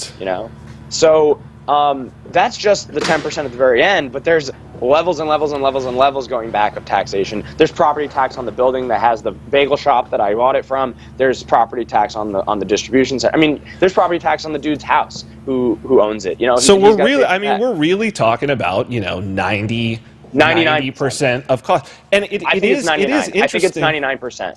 It is interesting when you get into these tax and regulation. I mean, you brought up the idea of, do you care about poor people? And one of the things that constantly comes up when people are like, well, we need more jobs. We need more jobs in these impoverished areas. We need more jobs. But you see a situation like the Airbnb in Santa Monica, right, where you had this guy who now 80% of these Airbnbs have been removed. But the guy who was the example there, I think it said that he had like 10 rentals or something that he was doing. He had to have somebody to clean those, to come in and clean those. There was a job. He said he was bringing in about $400,000. You don't think that there's a dry cleaner involved there for his clothes, whatever he's out, he's spending. He's spending that money. It's when you create wealth, and so it's prosperity for everyone. Yeah, you've got taxation on one side. You create the wealth. The only place that it can come from is successful businesses. Mm-hmm. I think that's something that people don't understand. Many people don't own their own business, and they're working for somebody else. But what they don't understand is that if that business wasn't profitable, you wouldn't be able to be working there. It's because there's income, the business is running at a profit, that they're even able to pay you as an employee. It is those profits. It is that wealth being generated. Even in spite of all of this. That's the crazy part about it, is that in spite of all these taxes, people are still trying to create. Isn't that crazy? And this is why I'm so excited about the future, Vin, because I think when we get rid of the state, everyone's worried, oh my God, there's going to be this collapse and the government's going to fail. And even anarchists, oh wow, the government's so close to collapse. Trump winning is part of the plan. Now they're going to have a collapse and it'll be an excuse to bring in more government. Well, no, that's the thing I'm most excited about. When the government gets out of the way, the free market handles all of this, for all these problems. And poor people can't stay at hotels that cost $500 a night. That's right. A poor family from Iowa can come visit Santa Monica now and feed into the tourism of Santa Monica and pay the cafe, for their avocado toast and all this other, crap, because they can stay in Santa Monica for $150 with that guy because there's no taxes. Right. Now, I actually brought up on last show that they are starting to figure out how to tax Airbnb, but the beauty of the free market is that's just one website. There's Couchsurfer.com. There's actually a bunch of copycat Airbnbs up already. And as long as we just keep doing business with each other and disregarding the state, practicing agorism essentially, we don't actually have to worry about any of that. And, it's my goal ultimately to get my food directly from a farm, grab my eggs from the farmer's market guy, and not pay into this whole tax scheme. That's the ultimate goal. And as people realize this is a problem, those solutions are going to become easier and easier to access. I think we're really on the precipice of an enormous shift in the way people live their lives, because the state is just squeezing and squeezing and stealing so much that even my super liberal friends, one of my friends who I was hanging out with on Saturday night, named Vishan, she's a super liberal, she's like, but you know what? The one thing I turned super conservative on is tax season. And tax season is coming up. everyone's right now, it's February. Everyone's starting to worry about, April 14th. It's 2 months away from tomorrow, and that's when everybody really sees it. Everyone feels it in their pocketbooks, especially, fledgling business owners, independent contractors. I have friends that are just, I'm in my early 30s. I have friends in their late 20s who are just starting to figure out, entrepreneurship's the way for me. I can not work for anyone, and I can control my life a little bit more. And then tax season comes around, and they realize, all this hard work I did, is being stolen from me. If you're getting taxed at a 30% rate the first 4 months leading up till April 15th, when you get your taxes, in, you're working for the government. Right. And that realization, I think, that's, to go back to the original question, Vin, that's when I realized taxation is theft. I want to say I was 15 years old the first time I worked for a paycheck legally. I'm from New Jersey, so we're taught agorism very early in our lives. Working under the table and all that is great when you're a kid and when you're an adult. But at about 15 or 16, I started working my first on the books job, and I got my first paycheck. I think I was making $5 an hour was the minimum wage at the time in New Jersey, and I got my paycheck back. And instead of work, and 15 years old, you work 20 hours, $5 an hour. You're like, man, I can't wait to get that $100. I'm gonna have $100. Like, Not. I'm 15. I can go buy some Pogs and some Magic the Gathering cards. Maybe if I work for 2 weeks, I can buy an N64 video game for $60. Like, this is gonna be awesome. And you get your first paycheck back, and it's like $60, and you're like, oh man, I have to work 3 weeks to get all those things I wanted, not just 1 week. And that's it. As soon as you get that paycheck, I think a lot of people get that feeling too. It's like you described at camp. When you get your book bag stolen, your first time you realize, oh, that's gone, and I didn't even have a chance to fight for it. I didn't even have a chance to hold on to that. It's gone before it gets to me. That's a big moment. It's interesting though. We get into when we're that young, and I remember that happening with my first paycheck as well, and it's a shit feeling, and I think everybody knows that it's a shit feeling. But you don't get that it's theft at that point necessarily, and it becomes routine enough to where it's just calculated that it comes out, right? You don't, because most of us I don't know. I think even at 13, I was a pretty rebellious, angry little kid. I think my parents said, well, that's the government takes out your taxes. And I'm pretty sure I put up a little hissy fit. I'm pretty sure I was like, that doesn't make sense. Why? I didn't use any of the government's to pay for my school. I don't even like going to school, Right. I'm smarter than all my teachers. Why do I have to pay them why do they get to steal my money to pay their salaries? And that's the practical argument though, isn't it? I mean, it's not necessarily the oh, this is theft and it's immoral. Like the government is doing something that's necessarily immoral. So what about the people who, because this is always a weird segment, the people who get that taxation is theft. When they really start looking into it, they develop a moral code. They understand that theft is, and that's one thing that I want to say in this. Theft is immoral. I think that's the first place for people to be at. Theft is immoral. Theft is always immoral. It doesn't matter what, if you go and you steal from somebody, it doesn't matter if you're using it to pay for cancer treatment for a deserving child or something. Right. Yes, that's a nice thing that should happen, but the stealing is still immoral. It doesn't make it moral no matter how many people are doing it, no matter if people vote for it, no matter what you spend the money on. The stealing, the theft, it's always immoral. So then the question is, when you get to the point where you realize, okay, taxation is theft and taxation is always immoral, but you continue to participate, then what? When Stockholm syndrome. And there are such a huge number of people in that position. How do we talk to them? What do we say to them? What are the things that I know you've been around this and the advocates of it at Mises. Step us through how you make that transition, how you ease that transition in to allow them to become a moral person. It doesn't always work, like you said, there's a lot of people that just hold on to it. And yeah, I know it's immoral. I know it's wrong to take things that don't belong to me. I know that there's no one in this world that's exempt from that morality. It's not okay for anyone to take from me. But a lot of people, like you said, death and taxes, it's just something you got to put up with. It's just, and that's, when I say Stockholm syndrome, I'm referring to the psychological syndrome of people who are kidnapped. So when you're kidnapped, I think it's something like 30% of people who are kidnapped end up empathizing with their kidnappers. Now, empathy is relating, on an emotional level with someone. So people who are kidnapped, and this happened because in Stockholm, Sweden, some famous people were kidnapped, and they ended up, coming out. And this is where they started studying this phenomenon, was in Stockholm.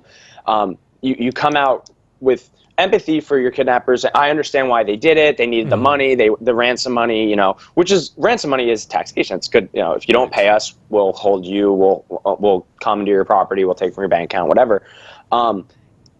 And sometimes there's no getting around that. Some people have just given up, and that's maybe not a permanent giving up. But in the moment that I'm talking to them, say, yeah, I know taxes are a bogus deal, but I have to pay them because I have.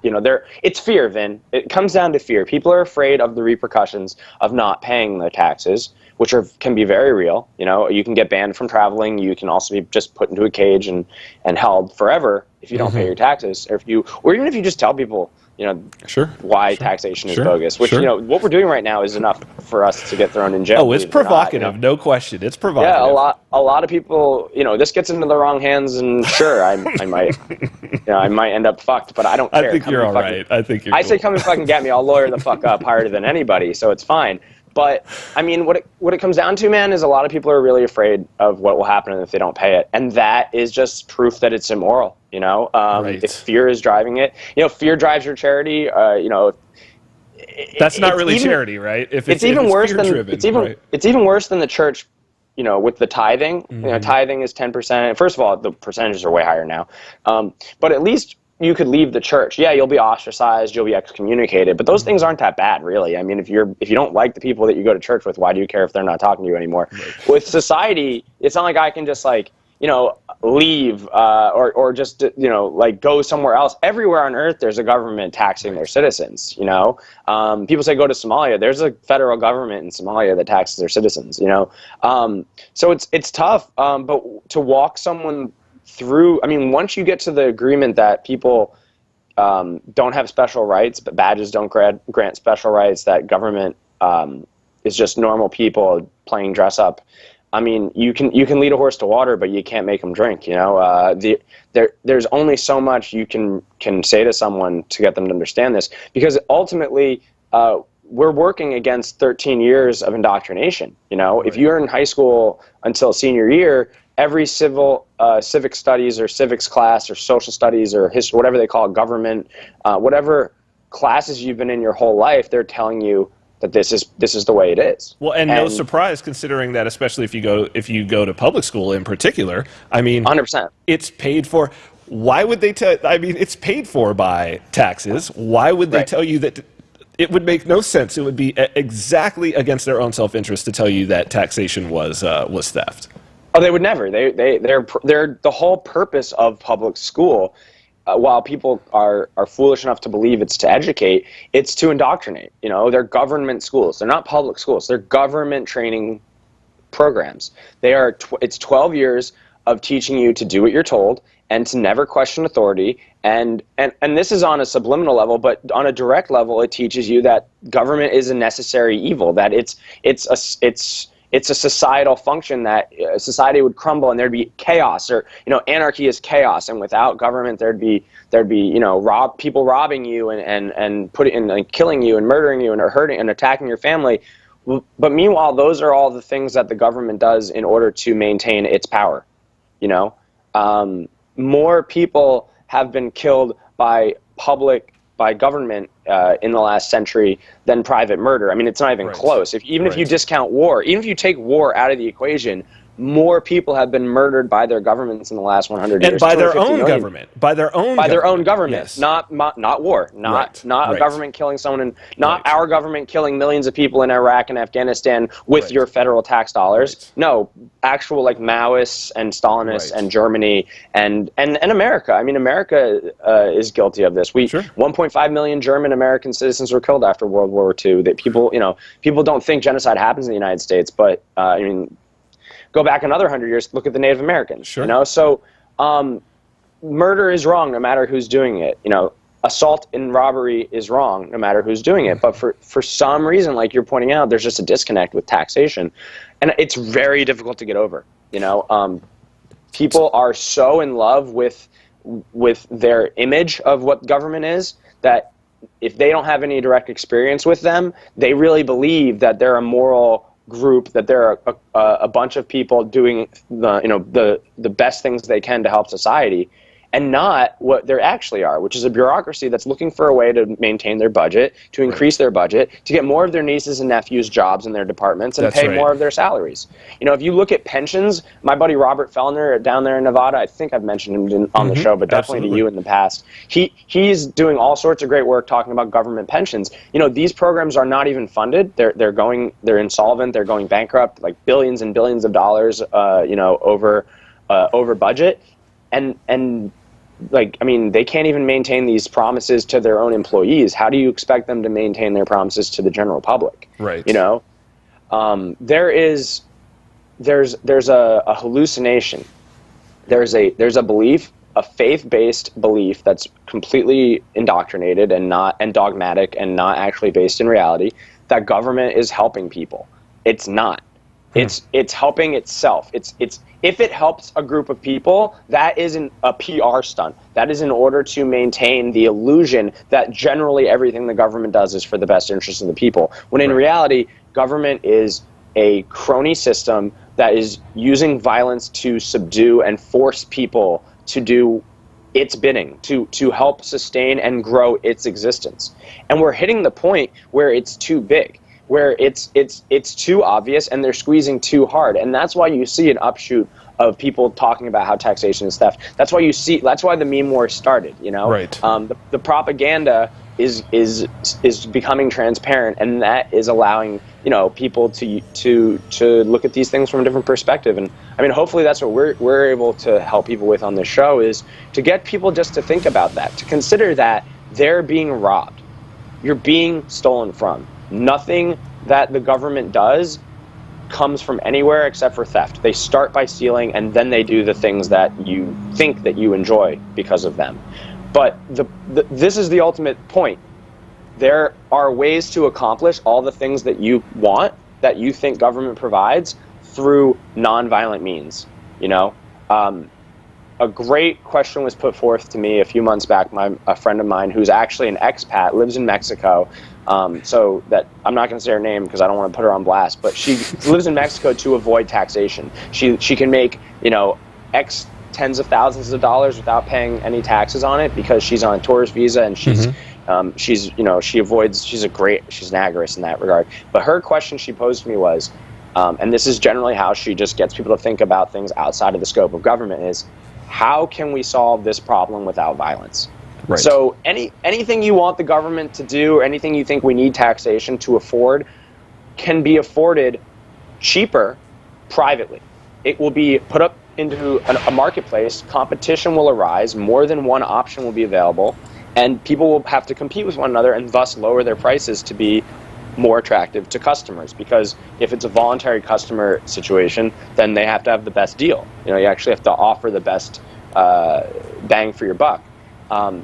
And so I would argue that anything that people say we need taxation to pay for XYZ would be 90% cheaper if there was no taxation, and it would be, you know, that much more approachable for the general public. You know, it would actually help poor people because they could afford these things instead of, you know, having their money stolen from them from the get-go to pay for things they might not even use. You know, if you're so poor you don't have a car, why do you need to pay for roads?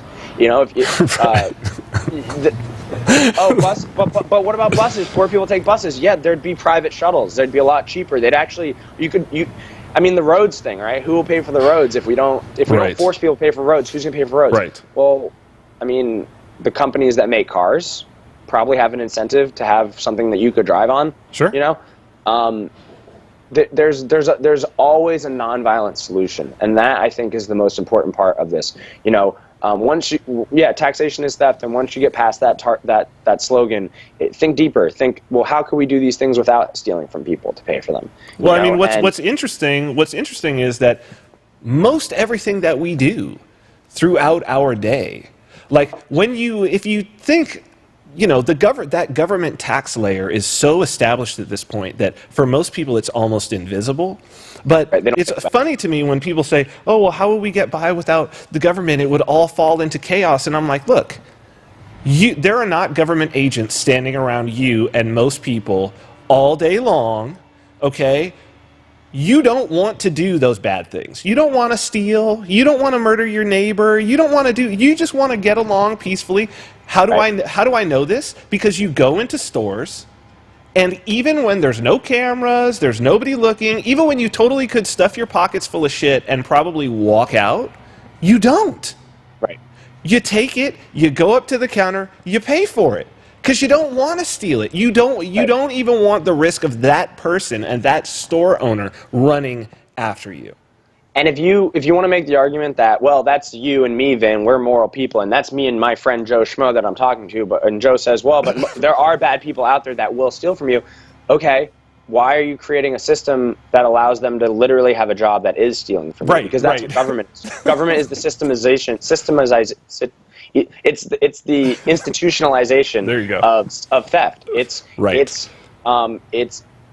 It's premised. Government is an institution premised on its ability to do things other people can't. You don't need a badge or authority to do things that everyone else thinks are moral and just. Right. You know, if I see an old lady getting her purse stolen by a burglar, if I tackle that guy and get her purse back, no one on the street's gonna go, "Hey, don't tackle that guy. Don't help that old lady." They're gonna applaud me. They're gonna say, "Great job, you did a moral thing." If I help if I help a store that's on fire get their people out, I don't need a badge or a uniform to do that.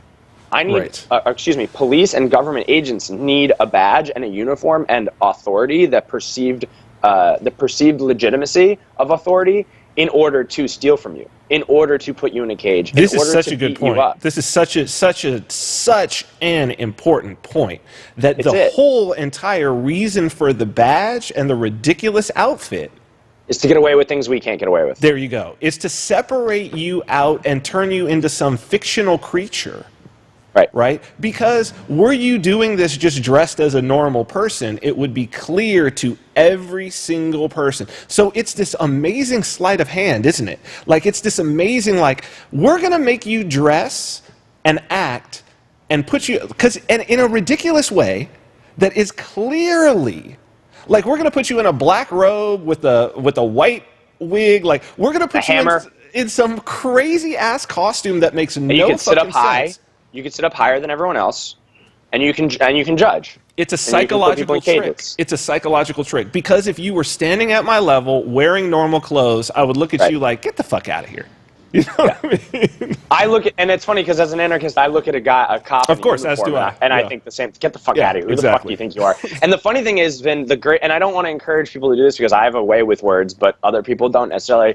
When you talk to them like that, they lose their minds. And I don't mean like they get violent and they go crazy. For me, when I talk to a cop like he's just another person and he's not an authority to me, they literally just shrink back and they don't know how to handle it. Though, if without that power over you, without feeling like they can violently dominate you because you're not reacting timidly, you're not reacting scared, they lose their minds because they know deep down inside that it's a farce. They know that this is maybe a good point then as we're coming to the close of this to talk about. I guess there's been some dark clouds in here, but clearly there are some silver linings. And as agorists, that's something that we deal with. So we've got a lot of really cool solutions. I mean, we talked about things that are sort of within the gig and sharing economy. Airbnb is obviously one of those things, using things like Uber. Even if you're not ready to go the full route, like even if you're not ready to like go, I'm only going to buy things with Bitcoin, which is yet again another example of a way that you can do some things, and it's you don't even need to hide it at this point because it's not even traceable. Right, doing business in cash. And me and you are working on ways to make that more, available to people. The Bitcoin. Sure. I actually have some big tricks up my sleeve for this year. By the end of the year, I'm hoping to make a big move with Bitcoin. Excellent. I think the last episode we did tells people a lot of great ways to go about what you're talking about, for sure. The agorism episode. Everybody go and check that one out for sure. But I mean, you can even. I mean, and I wrote that article about tipping without theft. You can start very basic, and just when you go to a restaurant, you can tip someone in cash. And like I said in a previous episode, people love it. They know. All the restaurant people know. All the people that work in service that work with cash, strippers and people in the sex industry know, because they take full. You take full self ownership of yourself. Well, for sure. You really own yourself. And any business in Los Angeles that's cash only, like I'm in there, I'm giving you cash because I know what you're doing with that cash. You're putting it in your pocket. You're not getting it stolen from you. That's a no-brainer, So the silver lining is people are out there. They're doing it. And whether they don't need to like have a taxation is theft hashtag, they don't have to have, they don't have to be activists to understand this. And I think that's why taxation is theft is such an important slogan, because people, it's straightforward, and people who aren't anarchists, they get it. They understand what it means.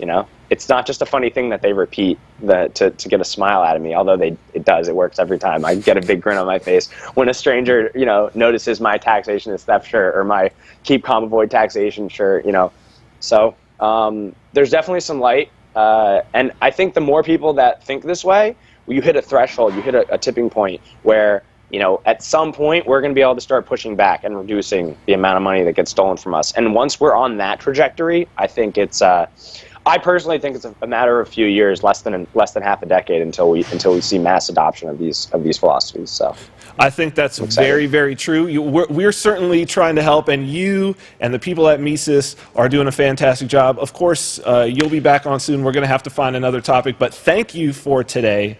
Absolutely awesome.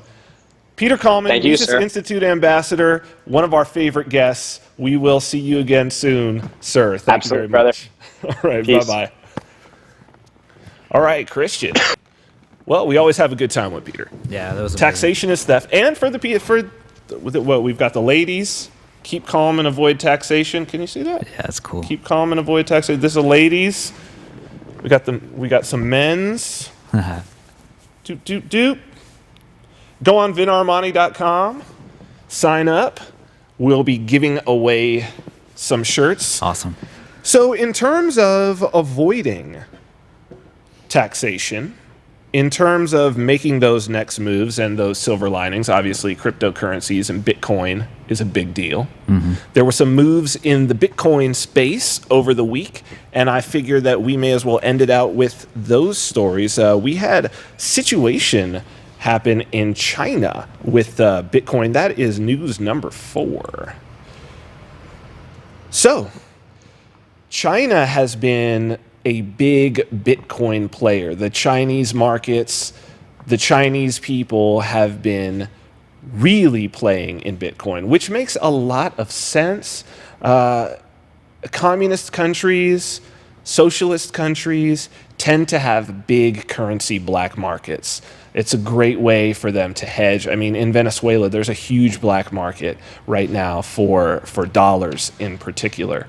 And Bitcoin being an international currency, being a digital currency, in the places that are wired in China, in the major metropolitan areas, it's become a great hedge, and people are using it to be outside of a very, very repressive government.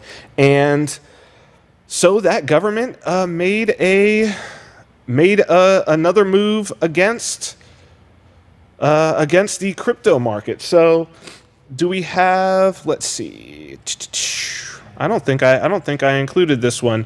I'll read it. This is from RT. China's central bank. Yes, we do. Okay, great. China's central bank has warned domestic Bitcoin exchanges they risk being closed if found violating the country's currency regulations. The warning came as the regulator tries to curb capital outflows following fears of continued weakness in the yuan. On its website, the People's Bank of China, PBOC, said it has told the exchanges not to take part in financial activities such as margin lending or allow money laundering. Chinese regulators met with the country's 3 largest Bitcoin exchanges last month to remind them to strictly follow relevant regulations. This is interesting. China accounts for about 90% of all Bitcoin trading on exchanges. The country has strict capital controls, which makes it difficult for the Chinese to convert the yuan into foreign currency and limits the amount of cash investors can move abroad. That pushes Chinese investors to use the digital currency as a way to circumvent capital controls and minimize risk from the falling value of the domestic currency. So after this, some fears spread in the market. And we saw the crypto markets start to slide. Now they've regained, but just to show how much news in China makes a difference, do we have this price dip story here? This is from CoinDesk. China fears spread beyond Bitcoin as crypto markets slide. The digital currency markets experience widespread price declines today as concerns surrounding the latest developments in China motivated many traders to sell off not only Bitcoin but alternative digital assets. The development follows the PBOC's announcement today that it warned several domestic exchange operators that they must comply with regulations or risk being shut down. Traders also received startling news from major operations Huobi and OKCoin that effective immediately they would suspend Bitcoin withdrawals for 1 month. Markets reacted strongly to these developments, with Bitcoin prices falling to as little as $942, a more than 10% decline from the opening price, according to the CoinDesk Bitcoin Price Index. So here's what's interesting about China and why China is important to pay attention with Bitcoin. As they said, 90% of the currency exchanges in Bitcoin are happening in China. What you got to understand about businesses operating in China is that the Chinese government, it's not like here. They have a very interesting, they really do have state capitalism. Like when socialists talk about, oh, it's state capitalism, that's really what's going on in China. So what's happening, and as you can hear, we're in an industrial area, get businesses flowing around us. What happens in China is the Chinese government is basically a partner in every single business. So China is a partner in those exchanges. So it is bringing those CEOs in, and those CEOs are party members. They're attached to the party. You don't get to do business in China if you're not connected to the party. So this is really the government talking to itself in many ways. It's not the government threatening an independent operator in the same way that they might in the United States, for instance. Also, the majority of the Bitcoin mining is being done in China by Chinese businesses associated with the Chinese government in the same way. So China is just trying to get control, and there is a good chance, and we will follow this, but there are some people who are very close to these interactions that are happening who believe that China may in fact back its own yuan with Bitcoin, that China may be the first ones to go all blockchain. At the point that that happens, these cryptocurrency markets are going to blow up. So now is still a good time to be involved.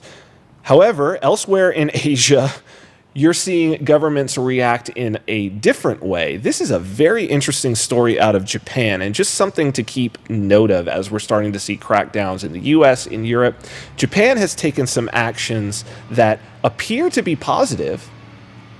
Just as the Chinese appeared to be negative but may actually be positive, Japan went in a little different direction. We have this Japan story here. No? Oh, well, let's just go back to me then. So basically what we had in Japan is, I'll just read this. This is from Sputnik. Bitcoins become legal tender. So embracing cryptocurrency or perhaps rejecting it, Japan has a new law that will make Bitcoins usable as legal tender. Companies hoping to deal in the new currency, however, must submit to a long list of regulations to ensure that the coins are not being used for criminal activity. Among the regulations, a company is required to have at least $100,000 in reserve currency, report their activities to the government regularly, and undergo routine external audits by the Japanese National Tax Agency. Japanese companies wishing to use Bitcoins will be expected to pay the equivalent of some $300,000 to adopt Bitcoin, and there's no guarantee they'll even get the license, even if they abide by government edicts. The steep price tag will likely discourage smaller Japanese companies from adopting the cryptocurrency. So this is like the legalization of marijuana. The key with Bitcoin, and I think that this is going to be one way that governments go. As I have warned over and over about the difference between legalizing and decriminalizing, this is a situation where Japan is legalizing Bitcoin. However, they are making the barrier to entry so high that basically, if you're a business, you want to do business in Bitcoin. You can buy shirts, these shirts in Bitcoin, governyourself.com. You can buy that same shirt. We accept Bitcoin.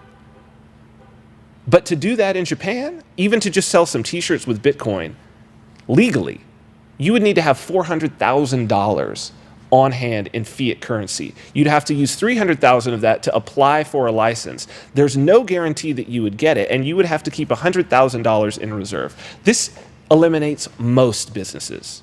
Most small businesses are just not going to be able to do that, certainly not just to be able to accept Bitcoin at this point.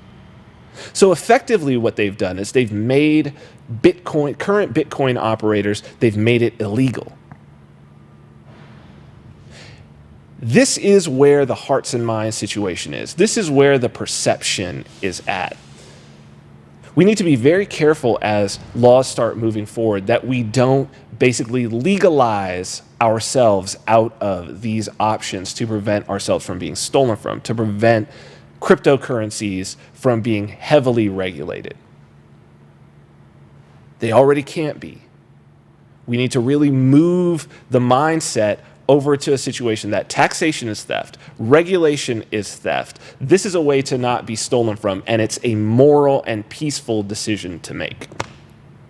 So, Christian, that's looking like just about all of our show. Yeah, some great stuff.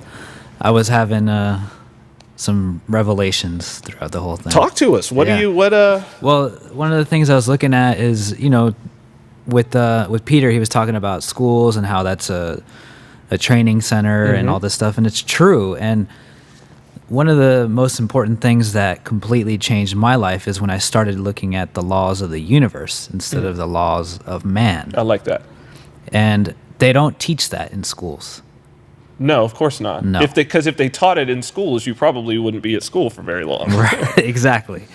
So universal principles, things that you can't escape from. These laws are moving with or without you recognizing them. They're built into nature. Exactly. They're the laws of nature. Exactly.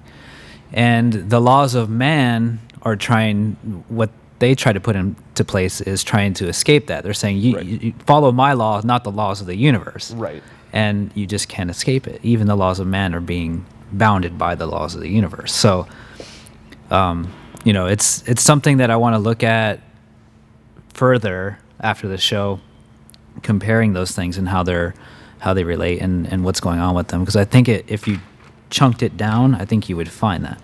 Well, you are really then going to love next week, because we have Dr. Jordan Peterson, who has now his fame has risen quite a bit. A clinical psychologist, researcher, but I consider him one of my three big gurus. Mm-hmm. And his entire focus is he spent his entire life really trying to get to the core of and understand and draw out and describe what are the laws of the universe. Awesome. What are truly those deepest things that have meaning? Where do morals come from? Where do ethics come from? And taking it back literally 60 million years, saying that these laws and the things that work for us as humans evolved over time. Yeah.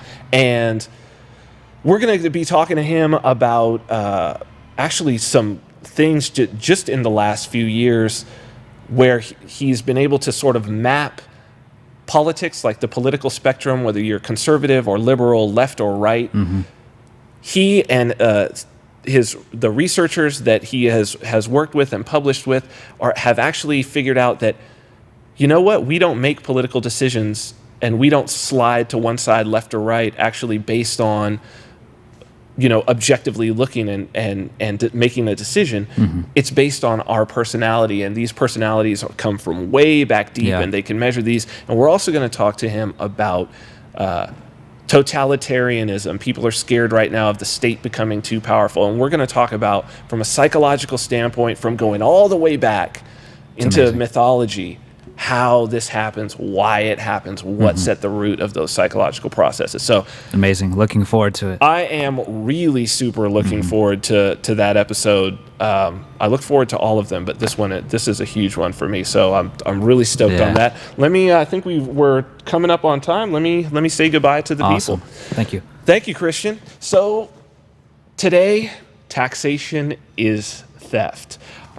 I hope that you've got a little better idea of what that means, and I hope that you seek further to understand and have a good moral foundation. Tune in next week. It's going to be a very, very important show with Dr. Jordan Peterson. That's at 10 a.m. Monday. Activist Post, facebook.com/Activist Post. You can stream it on Facebook. YouTube.com/Vin Armani. That is my YouTube. And Twitter.com, Periscope, @Vin Armani.